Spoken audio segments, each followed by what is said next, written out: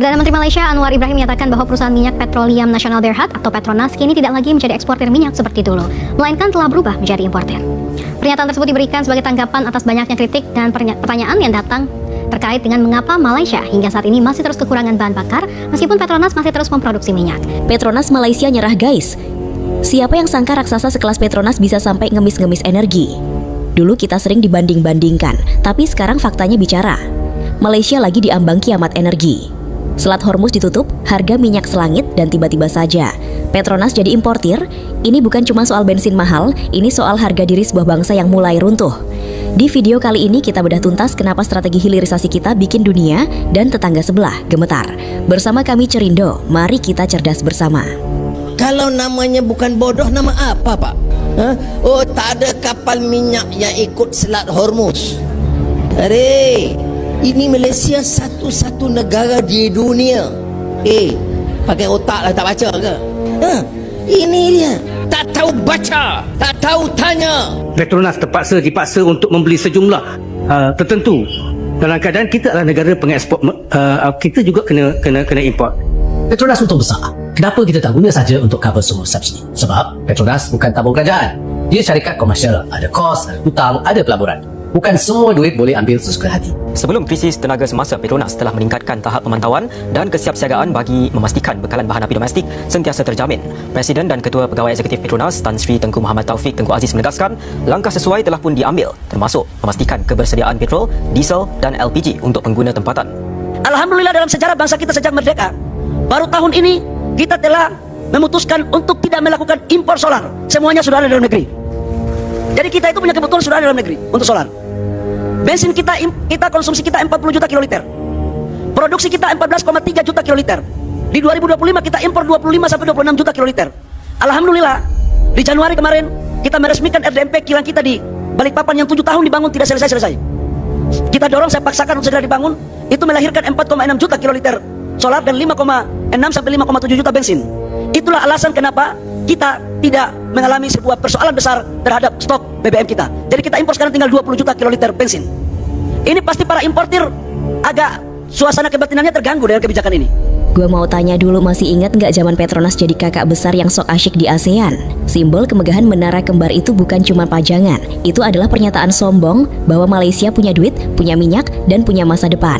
Petronas dulu itu mesin ATM yang nggak pernah macet buat APBN mereka. Tapi sekarang, bayangin raksasa yang dulunya makan steak tiap hari, tiba-tiba harus antre sembako karena dapurnya kosong. Itulah yang terjadi sekarang. Anwar Ibrahim dengan muka yang mungkin sariawan karena harus menahan malu, akhirnya ngomong jujur. Petronas sekarang jadi importir. Ini bukan cuma soal statistik ekonomi bos, ini soal harga diri yang ambrol ke lantai. Raksasa yang selama ini kita anggap superior, ternyata cuma macan kertas yang kehabisan tinta. Kenapa bisa seironis ini? Pertama, penyakit manja sama ladang offshore. Malaysia itu terlalu asyik main di laut. Mereka pikir ladang minyak lepas pantai itu sumur abadi yang bakal ngucur selamanya. Masalahnya ngebor di laut itu mahal, ribet, dan risikonya gede. Begitu cadangan di sumur-sumur tua mulai seret, mereka panik. Produksi domestik terjun bebas kayak harga diri koruptor yang ketangkap basah. Selama bertahun-tahun mereka cuma memerah tanpa benar-benar menanam. Investasi buat eksplorasi baru telat. Mereka lebih sibuk pamer menara daripada pamer penemuan cadangan baru yang signifikan. Kedua, gagal move on. Diversifikasi yang cuma jadi jargon. Di saat dunia mulai teriak-teriak soal transisi energi, Malaysia masih asyik nenen di puting minyak mentah. Mereka pikir statusnya sebagai raksasa energi itu permanen. Padahal yang namanya energi fosil itu kayak kecantikan, ada masanya luntur. Kegagalan mereka melakukan diversifikasi sejak dini adalah dosa besar. Mereka punya Petronas, tapi mereka lupa bikin ekosistem yang mandiri. Akibatnya, begitu sumur kering mereka nggak punya ban serep. Mereka dipaksa beli minyak dari luar cuma buat nyalain lampu di rumah sendiri. Kan lucu negara minyak tapi belanja minyak ke tetangga. Itu kayak lu punya sawah berhektar-hektar tapi makan siangnya beli nasi bungkus di warung sebelah karena nggak punya beras. Ketiga, mentalitas tukang dagang, bukan pemilik kedaulatan. Petronas itu selama ini didesain jadi pedagang global. Mereka hebat kalau disuruh jualan keluar, tapi mereka lupa ngamanin perut sendiri. Begitu kondisi global goyang, mereka sadar kalau mereka itu rapuh. Ketergantungan berlebihan pada pasar global bikin mereka nggak punya buffer atau bantalan. Sekarang, ketika harga minyak dunia melambung, Malaysia yang harusnya untung malah buntung. Kenapa? Ya karena mereka harus impor lebih banyak daripada yang mereka jual. Logika waras mana yang bilang ini sebuah kesuksesan? Sarkasnya gini, Malaysia selama ini bergaya kayak sultan yang punya ladang minyak di halaman belakang. Pas ada tamu datang mau beli minyak, si sultan malah bisik-bisik ke asistennya, "Cepat beli minyak di pom sebelah, minyak kita habis." Petronas bukan lagi simbol kejayaan. Dia sekarang jadi simbol peringatan tentang apa yang terjadi kalau sebuah negara terlalu sombong sama sumber daya alamnya, sampai lupa cara inovasi. Raksasa ini nggak cuma lagi batuk-batuk, dia lagi cari tabung oksigen. Dan lucunya, tabung oksigen itu mungkin harus mereka beli dari Indonesia, negara yang dulu mereka anggap cuma adik kecil yang kerjanya kirim TKI. Dunia lagi nonton sekarang, nonton gimana sebuah ikon energi runtuh pelan-pelan karena manajemen yang terlalu nyaman. Anwar Ibrahim bilang nggak perlu telepon Prabowo. Itu mah cuma gengsi politik. Di balik layar mungkin mereka lagi hitung-hitungan berapa liter lagi sisa minyak di tangki sebelum rakyatnya mulai teriak di jalanan. Ini baru permulaan dari retaknya sang raksasa. Kalau pondasinya sudah keropos karena kesombongan masa lalu, tinggal tunggu waktu saja sampai menara kembar itu terasa lebih dingin karena nggak ada lagi uang minyak buat bayar AC-nya. Kalau dunia ini punya urat nadi, namanya adalah Selat Hormuz. Jalur sempit ini bukan cuma tempat lewat kapal tanker. Ini adalah tempat di mana ego geopolitik ketemu sama kebutuhan perut orang sejagat. Nah, begitu Iran mutusin buat pasang palang pintu, gara-gara konflik sama Amerika Serikat dan Israel, dunia langsung kena serangan jantung. Tapi buat Malaysia, ini bukan cuma serangan jantung, ini stroke total. Kenapa? Karena selama ini Malaysia itu kayak orang yang hobi pamer mobil mewah tapi bensinnya cuma cukup buat ke depan komplek. Mereka terlalu sombong sama status produsen minyak sampai lupa kalau sistem distribusi dan ketahanan energi mereka itu serapuh hati remaja yang diputusin pacar. Pertama, Malaysia nggak punya safe room, buffer energi. Negara yang waras itu harusnya punya cadangan penyangga minyak, Strategic Petroleum Reserves (SPR) yang kuat. Indonesia pelan-pelan bangun itu lewat penguatan stok Pertamina dan kilang-kilang baru. Tapi Malaysia, mereka terlalu asyik sama ritme just in time. Mereka pikir barang selalu ada di pasar global, ngapain numpuk-numpuk. Begitu Selat Hormuz ditutup dan kapal tanker muter balik karena takut kena rudal, Malaysia langsung panik kayak ayam kehilangan induk. Mereka nggak punya bantalan.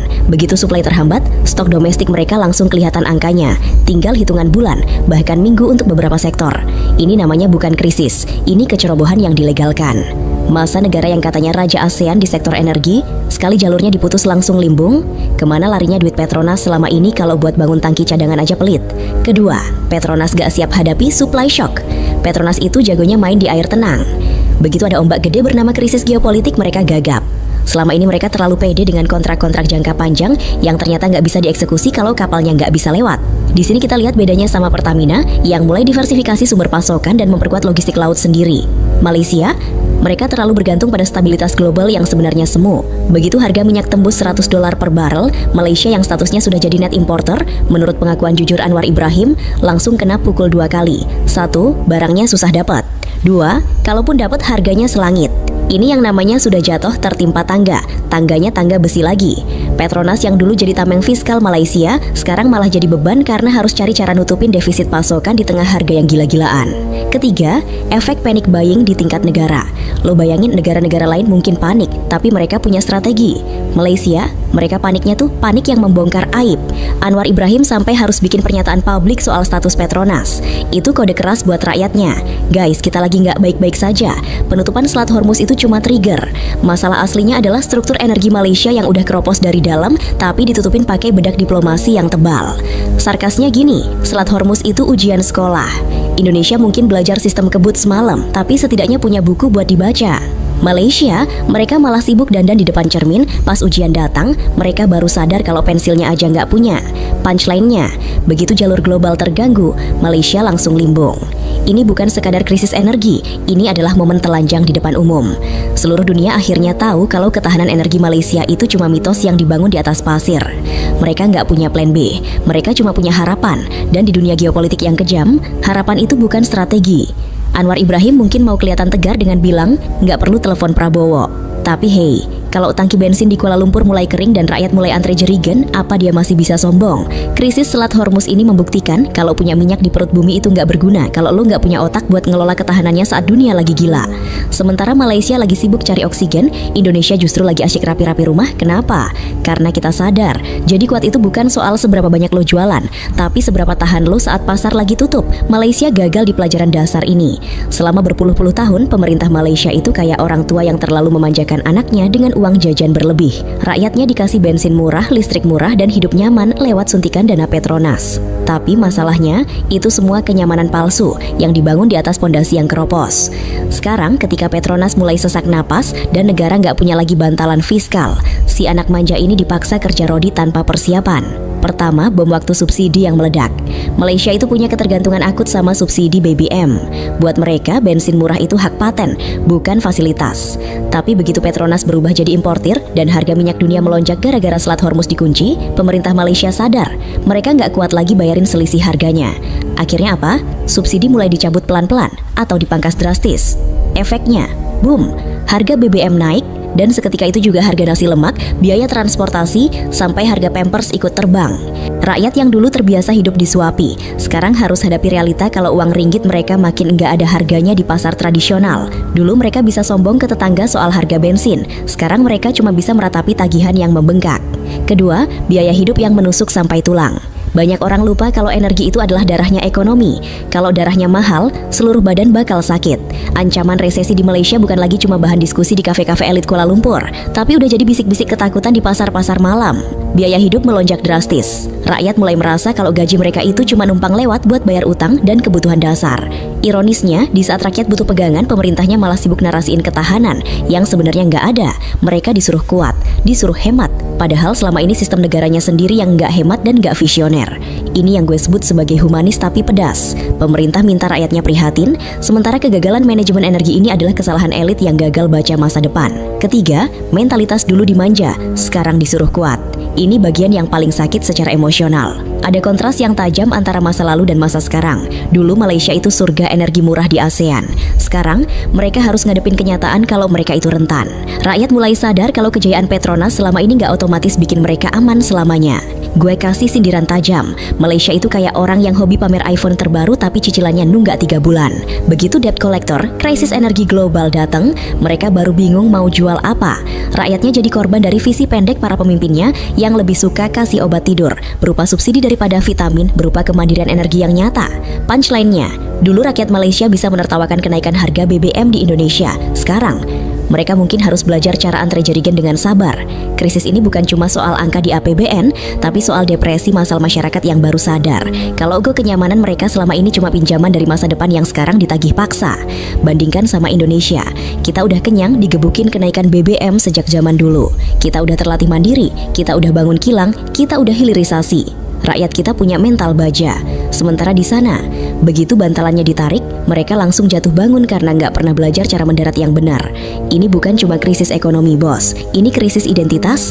Bangsa yang dulu merasa paling makmur karena minyak, sekarang harus belajar cara hidup hemat di tengah kegelapan ancaman energi. Pedas? Memang. Tapi itulah realitanya ketika negara gagal jadi pelindung dan malah jadi beban bagi rakyatnya sendiri. Dulu kalau kita bandingin Pertamina sama Petronas, itu kayak bandingin angkot tua sama jet pribadi. Petronas itu rapi, elit, dan duitnya nggak berseri. Pertamina dulu identik sama birokrasi yang ribet dan isu korupsi yang nggak habis-habis. Tapi roda berputar, bos. Dan sekarang rodanya bukan cuma muter, tapi kayaknya lagi ngelindes kaki Malaysia. Pertama, Pertamina. Dari bertahan jadi menyerang. Indonesia akhirnya sadar kalau jualan tanah dan air itu nggak bakal bikin kaya 7 turunan. Strategi hilirisasi yang sering dinyinyirin itu sekarang jadi senjata mematikan. Kita nggak cuma ngebor, kita bangun kilang sendiri, RDMP, kita kuasai blok rokan, kita kembangkan green energy, dan kita mulai bikin ekosistem baterai EVE. Pertamina sekarang punya confidence yang beda. Kita bukan lagi cuma jadi penonton di pinggir lapangan. Kita ekspansi ke luar negeri, kita amankan supply, dan yang paling penting, kita punya pasar domestik yang raksasa, yang sudah mulai disapih dari ketergantungan impor mentah. Kita lagi bangun fondasi buat jadi kekuatan ekonomi baru dunia. Indonesia itu kayak petarung MMA yang lagi training camp keras, badannya jadi, pukulannya makin akurat. Kedua, Petronas kehilangan kompas di tengah badai. Sementara itu Petronas lagi gaya apa? Defensif. Mereka kayak tim bola yang cuma parkir bus di depan gawang sambil berharap peluit panjang segera bunyi. Anwar Ibrahim bilang situasinya belum sampai tahap harus telepon Prabowo. Halah, itu mah bahasa diplomasi buat nutupin gengsi. Faktanya, mereka kehilangan arah. Produksi turun, cadangan menipis, dan mereka nggak punya proyek hilirisasi seberani Indonesia. Mereka terlalu lama nyaman jadi eksportir sampai lupa caranya berinovasi di tengah krisis. Sekarang ketika IEA, International Energy Agency, dan World Economic Forum mulai melirik Indonesia sebagai contoh sukses ketahanan energi, Malaysia cuma bisa gigit jari di pojokan. Sorotan dunia sekarang ke Jakarta, bukan Kuala Lumpur. Ketiga, realita pahit. Si abang sekarang butuh si adik. Dulu Malaysia bisa dibilang pemberi sedekah energi lewat pasokan gas murah ke kita. Sekarang, kita mulai kurangi ekspor gas ke mereka buat kebutuhan industri dalam negeri kita sendiri. Hilirisasi tadi. Malaysia kelabakan, mereka harus cari alternatif yang lebih mahal. Ini ironi tingkat dewa. Negara yang dulu kita anggap sumber energi, sekarang harus pusing 7 keliling karena keran dari tetangganya mulai dikecilkan demi kepentingan nasional sang tetangga. Punchline-nya, yang dulu diremehkan sekarang naik panggung, yang dulu dominan mulai goyah. Indonesia sekarang punya leverage. Kita punya apa yang dunia butuh, sumber daya yang dikelola dengan visi jangka panjang. Sementara Malaysia, mereka cuma punya sejarah kejayaan yang mulai berdebu. Sarkasnya begini, dulu Petronas itu benchmark, standar emas. Sekarang Petronas itu jadi warning sign, tanda peringatan buat negara lain. Begini jadinya kalau lu terlalu sombong sama minyak dan lupa investasi ke masa depan. Pertamina mungkin belum sempurna, tapi arahnya jelas. Naik kelas. Petronas, arahnya juga jelas, turun takhta. Pergeseran kekuatan energi di ASEAN ini bukan lagi prediksi, ini fakta yang lagi terjadi di depan mata. Dunia nggak lagi nanya seberapa banyak minyak Malaysia, tapi dunia nanya, gimana cara Indonesia bisa setahan itu? Sekarang kita sampai di pertanyaan 1 miliar ringgit. Apakah Malaysia masih punya masa depan di peta energi dunia? Kalau lo lihat raut muka para pejabat di Putrajaya, mereka mungkin berusaha senyum, tapi matanya nggak bisa bohong kalau mereka lagi lihat angka kematian cadangan energi mereka sendiri. Pertama, hitung mundur menuju kering. Cadangan energi Malaysia itu bukan lagi soal masih banyak, tapi soal tinggal berapa bulan lagi. Eksplorasi baru itu bukan kayak bikin mie instan yang 5 menit jadi. Butuh modal gila-gilaan, teknologi yang makin rumit, dan waktu bertahun-tahun. Masalahnya Petronas lagi bokek karena duitnya terus-terusan dikuras buat nambal lubang APBN yang bocor gara-gara subsidi dan gaya hidup negara yang kegedean pasak daripada tiang. Mereka mau investasi besar, duitnya mana? Mereka mau impor terus, harganya selangit. Ini namanya terjebak di antara batu karang dan palu godam. Kedua, jebakan impor yang makin mencekik. Begitu lo jadi importir, lo itu budak pasar global. Malaysia sekarang ada di posisi itu. Setiap kali ada rudal terbang di Timur Tengah, jantung ekonomi Malaysia langsung copot. Ketergantungan impor yang makin tinggi ini adalah vonis mati buat kedaulatan energi. Mereka kehilangan kendali atas nasibnya sendiri. Sementara Indonesia makin pede dengan B35, B40, dan hilirisasi nikel buat baterai, Malaysia masih bingung gimana caranya bayar tagihan minyak mentah bulan depan tanpa bikin rakyatnya ngamuk di jalanan. Ketiga, pertanyaan tajam. Recovery atau resesi abadi? Banyak pengamat bilang Malaysia bisa bangkit, tapi jujur aja, bangkit pakai apa? Teknologi mereka stagnan, ladang minyak mereka makin tua dan cerewet, dan yang paling parah, kegagalan mentalitas. Mereka masih berharap keajaiban kalau harga minyak bakal stabil lagi dan Selat Hormuz bakal damai selamanya. Itu bukan strategi, itu namanya halusinasi. Dunia sudah berubah. Krisis energi global bukan cuma lewat doang, ini adalah seleksi alam. Indonesia sudah ambil ancang-ancang sejak 1 dekade lalu, makanya kita sekarang bisa santai sambil ngetawain krisis. Malaysia, mereka baru mau pasang sepatu lari pas balapannya sudah mau selesai. Refleksi besar, ini bukan soal minyak, ini soal otak. Krisis ini membongkar fakta paling menyakitkan, Malaysia gagal membaca masa depan. Mereka terlalu sombong dengan kejayaan Petronas masa lalu sampai lupa kalau dunia nggak peduli sama sejarah lo kalau lo nggak punya solusi buat hari ini. Petronas yang dulu jadi tameng, sekarang jadi beban. Yang dulu jadi kebanggaan, sekarang jadi sumber kecemasan. Tutupnya begini, di panggung ASEAN, Indonesia sekarang adalah pemain utama yang pegang kendali. Kita punya hilirisasi, kita punya kemandirian, dan kita punya nyali buat bilang enggak sama tekanan luar. Malaysia, mereka mungkin masih bisa bertahan, tapi bukan sebagai raksasa. Mereka bakal jadi pengikut yang harus rajin-rajin nengok ke Jakarta buat minta bantuan, atau sekadar cari inspirasi gimana cara survive. Anwar Ibrahim bilang nggak perlu telepon Prabowo sekarang. Oke, kita lihat setahun lagi. Pas cadangan bensin mereka benar-benar tipis dan rakyat sudah mulai bakar ban di depan parlemen, mungkin nada bicaranya nggak bakal sesombong itu lagi. Krisis ini adalah titik pembuktian. Indonesia naik kelas jadi kekuatan ekonomi baru, sementara Malaysia lagi sibuk cari jalan pulang dari kegelapan yang mereka buat sendiri.